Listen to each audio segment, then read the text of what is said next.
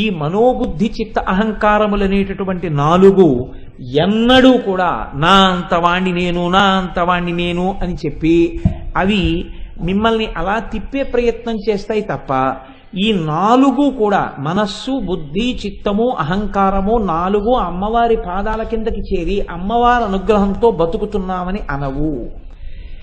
మనస్సు అమ్మవారి యందు భక్తితో, బుద్ధి అమ్మవారి యందు భక్తితో, చిత్తము అమ్మవారి యందు భక్తితో, అహంకారము అమ్మవారి యందు భక్తితో సమన్వయమయ్యేటట్టు చెయ్యగలిగిన 4 భుజములు ఏమున్నాయో ఆ 4 భుజములై ఆవిడ ఆవిర్భవించినది. ఇప్పుడు ఆ 4 భుజములు ఆవిడికా మీకోసమా? ఆలోచించండి. నేను ఒక చమత్కారమైనటువంటి మాట ఒకటి విన్నాను. ఒక అమ్మ కడుపు చాలా పెద్దది ఉండేది. ఆవిడికి 14 మంది పిల్లలు. ఆవిడ వృద్ధురాలైపోయింది. వృద్ధురాలైపోయిన తర్వాత కూడా ఆవిడ కడుపు ఇలా పెద్దది ఉండేది. ఒక రోజున మనవడు పరిగెత్తుకుంటూ వెళ్ళి, తెలియదు కదా చిన్నవాడు, వాడు నాన్నమ్మ బొజ్జ మీద ఇలా కొడుతున్నాడు, నాన్నమ్మ నీకింత పెద్ద బొజ్జ ఏంటి నాన్నమ్మ అన్నాడు. అంటే ఆవిడంది, ఒరే మీ నాన్నని, మీ చిన్నాన్నల్ని, మీ పెదనాన్నల్ని, నీ యొక్క మేనత్తల్ని అందరినీ ఈ పొట్టలో పెట్టుకుని ఇంత పెద్ద పొట్ట అయిందిరా.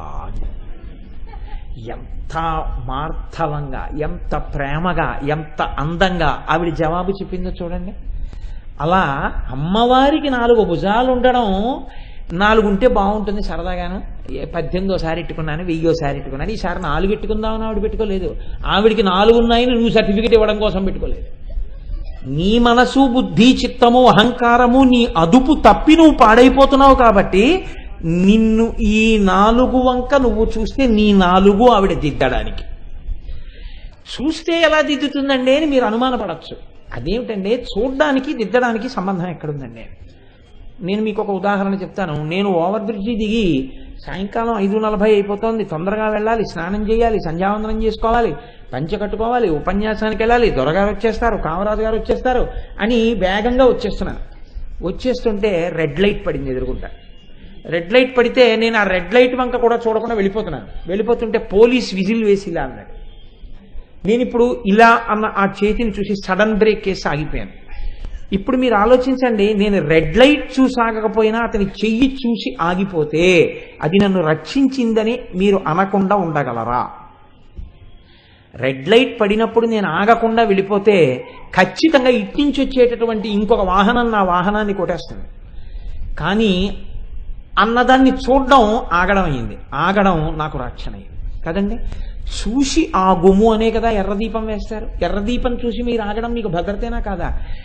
మీరు పెట్టుకున్న ఒక్క ట్రాఫిక్ లైట్ మీరు చూసి ఆగితే మిమ్మల్ని రక్షిస్తే, అమ్మవారి బాహువుల్ని చూస్తే మిమ్మల్ని రక్షించమని మీరు ఎందుకు అనుకుంటున్నారు? రక్షించి తీరుతాయి. ఈ ఎర్ర లైట్ మిమ్మల్ని ఇలా రక్షించగలిగితే అమ్మవారి బాహువులు మీ 4ంటిని ఎందుకు సంస్కరించలేవని మీరు అనుకుంటున్నారు? సంస్కరించి తీరుతాయి. ఎలా సంస్కరిస్తాయని మీకు అనుమానం ఉందా? ఎర్ర లైట్ చూసి ఆగినట్టు మీరు అమ్మవారి 4 బాహువులు ధ్యానం చేసి చెప్పండి సంస్కరింపబడలేదని. ధ్యానం చేస్తే అందుతుందంతే. ధ్యానం చేసిన వారు ఆ స్థితిని పొందారు. అమ్మవారి అనుగ్రహాన్ని పొంది అమ్మవారిలో కలిసిపోయారు. అమ్మవారి యొక్క అనుగ్రహాన్ని పొంది అమ్మవారి మీద అద్భుతమైనటువంటి కీర్తనలు చేశారు. అమ్మవారిని నమ్ముకుని అమ్మవారిని ధ్యానం చేసి అలౌకికమైనటువంటి ఆనందాన్ని పొందారు. అటువంటి వాగ్ఝరిని పొందారు. అన్ని రహస్యాలు వాళ్ళకి ప్రచోదనం అయ్యాయి. మీకెందుకు అవవు? మీకు అవుతాయి. ఉన్నది ఆ వస్తువే. ఆ వస్తువునే మీరు ధ్యానం చేస్తే మీకు అదే అందుతుంది ప్రయోజనం. కాబట్టి చతుర్బాహు సమన్విత. ఇప్పుడు ఆవిడికి 4 బాహువులు ఉండడం మిమ్మల్ని ఉద్ధరించడం కోసమే.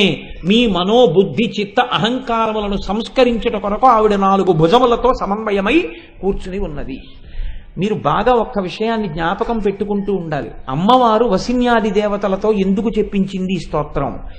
ఇది చేసిన వాళ్ళ పట్ల నా ప్రీతి కలుగుతుంది. ఎలా కలుగుతుందండి అన్నప్పుడు చతుర్బాహు సమన్విత అని నా మనసు నా మాట వింటలేదనుకోండి, నా మనసు నన్ను ఇబ్బంది పెడుతోందనుకోండి, అప్పుడు నేను చతుర్బాహు సమన్వితాయై నమః అని అమ్మవారి యొక్క 4 భుజాల్ని ధ్యానం చేస్తూ, భుజములంటే ఇక్కడ ఉండేవి, చేతులంటే ఇవి ఈ చివరి భాగాలు, ఈ భుజములను ధ్యానం చేస్తూ గడిపాను అనుకోండి, ఖచ్చితంగా అది నా మనోబుద్ధి చిత్త అహంకారముల మీద మార్పు తీసుకొస్తుంది. దారి తప్పిన మా అహంకారాన్ని దిద్దడానికి నువ్వు 4 చేతులతో అలా నిలబడున్నావా?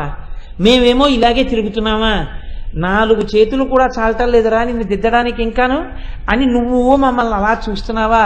అమ్మా, ఎంత తప్పుగా తిరుగుతున్నానమ్మా, లేదమ్మా నేను మారతానమ్మా, నేను దిద్దుకుంటానమ్మా, నీ ముందుకొచ్చి నీ 4 చేతులు చూస్తూ కూడా నేను అలా తప్పుడు ప్రవర్తనతో ఉండనమ్మా అని మీరు ఒక ప్రతిజ్ఞలోకి వెళ్ళిపోతారు. అందుకుంది ఆవిడ 4 చేతులతో. చతుర్బాహు సమన్విత రాగస్వరూప పాషాఢ్య. ఎలా దిద్దుతోంది 4 బాహువులతో అంటే ఆవిడ 4 చేతులలో 4 ఆయుధాలు పట్టుకుంది. ఇక్కడ మీరు ఒక విషయాన్ని చాలా జాగ్రత్తగా గమనించవలసి ఉంటుంది. ఈ ఆయుధములు అనేటటువంటివి ఏదో సరదాగా ఏది పడితే అది పట్టుకోవడం, ఈ ముట్టి చేతులతో ఏముంటామండి, అందుకని ఏదైనా పట్టుకుందామని ఏదో కనపడింది అలా తీసుకెళ్లి చేతుల్లో పట్టుకుని ఉండరు దేవతలు. దేవతలు పట్టుకుంటే దాని వెనకాతల ఒక గంభీరమైనటువంటి అర్థం ఉంటుంది. దేవతల చేతులలో ఉండేటటువంటి ఆయుధములను దర్శనం చేయడం వల్ల మీకు కొన్ని ప్రత్యేకమైనటువంటి ప్రయోజనములు సమకూడుతాయి. అందుకే భారతీయ ధర్మంలో, సనాతన ధర్మంలో దేవతలెవ్వరూ కూడా ఏ ఆయుధము పట్టకుండా, ఏ ముద్ర పట్టకుండా కూర్చోవడం కానీ, కాలు మీద కాలేసు కూర్చోవడం కానీ చెయ్యరు. సనాతన ధర్మంలో బాగా తెలుసున్న వాళ్ళల్లా అవతార పురుషుల్లా నటించే కొందరు కూర్చున్న తీరు చూసినప్పుడు మీకు అర్థమైపోతుంది ఏమీ తెలియదు వీడు ఒక పెద్ద నటుడు అని. కాలు మీద కాలేసి కూర్చుంటుంటారు. అసలు మీరు అలా కూర్చున్న దేవతా స్వరూపాన్ని నాకు చూపించండి. అలా ఉండవు ఎక్కడ.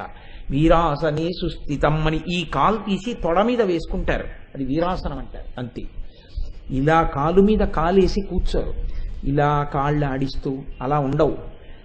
ఈ కాలు తీసి తొడ కింద పెట్టుకుంటారు. ఏకన్యంచనతిక్షమమ్మపరంచ ఆకుంచ పాదాంబుజం అంటారు. మడిచి కూర్చుంటారు. ఒక్క పాదం కిందకేస్తారు, లేకపోతే 2 పాదములు కిందకి పెడతారు తప్ప అసలు ఏమీ పట్టుకోకుండా సనాతన ధర్మంలో దేవతలు ఉండరు. కొంచెం మీకు సనాతన ధర్మంలో దేవతల యొక్క అనుగ్రహము వాటి గురించి తెలిస్తే మీరు పట్టేసుకోగలరు. ఇది దోషభూయిష్టము, ఇది ఇలా ఉండకూడనిది, అలా కనపడే ప్రయత్నం వీళ్ళు చేస్తున్నారు. ఆ స్థాయి అక్కడ వరకే తప్ప వాళ్ళు అనుకున్న స్థాయిలోది కాదని తెలిసిపోతుంది. కనుక చూడండి, అమ్మవారి ఇప్పుడు 4 చేతులలో 4 ఆయుధాలు పట్టుకుంది. 4 ఆయుధాలు పట్టుకోవడం ఆవిడ కోసం కాదు. నేను ఆయుధం పట్టుకున్నాను అనుకోండి, నేను ఆయుధం పట్టుకుంటే నా కోసం. ఎప్పుడైనా జ్ఞాపకం పెట్టుకోండి. నేను కర్రట్టుకుని మార్నింగ్ వాక్ వెళ్తున్నాను అనుకోండి, నన్ను ఎప్పుడో కుక్క తరిగిందని గుర్తు. లేకపోతే నాకు చాలా కావలసిన వ్యక్తిని ఎవరినో కుక్క తరిగింది, ఆయన కోటేశ్వరారు ఇక్కడ కుక్కలు తిరుగుతున్నాయి అన్నారు కాబట్టి నేను కూడా ఓ కర్రపట్టుకు తిరుగుతున్నట్టు గుర్తు కదండి. అంతేకాని లోకాన్ని ఉద్ధరించడానికి ఆయన కర్రపట్టుకు తిరుగుతున్నారండి అనకూడదు. లోకాన్ని ఉద్ధరించడానికి కాదు, కుక్కలను అనుగరవకుండా ఆ కర్ర. ఇంకొకరు ఉంటారు మహాపురుషులు, ఆయన పట్టుకుంటాడు సత్యదండం, సన్యాసి పట్టుకుంటారు. సన్యాసి సత్యదండం పట్టుకునేది